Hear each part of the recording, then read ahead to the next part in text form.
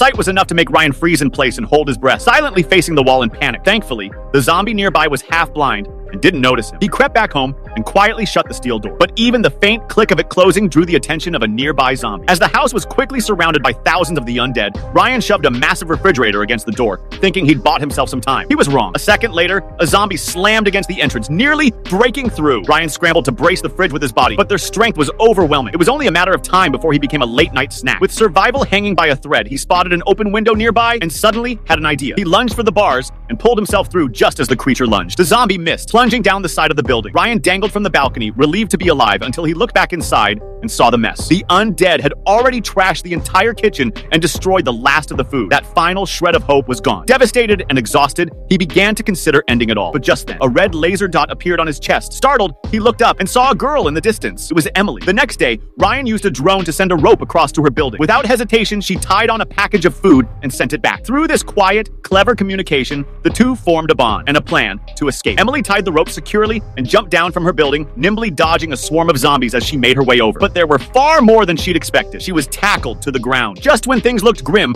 Ryan charged in and saved her, the two barely escaping with their lives. They sprinted into an elevator and found temporary shelter in a nearby apartment just as they began to catch air breath. The unmistakable roar of a helicopter filled the air. They rushed to the window. It was a rescue team. Without hesitation, they bolted for the rooftop. But the zombies were right behind them. After a brutal struggle, they finally climbed to the top, battered but alive. At that moment, the helicopter arrived. Special forces opened fire, cutting down the horde below. The two were finally rescued, escaping the nightmare they thought they'd never survive.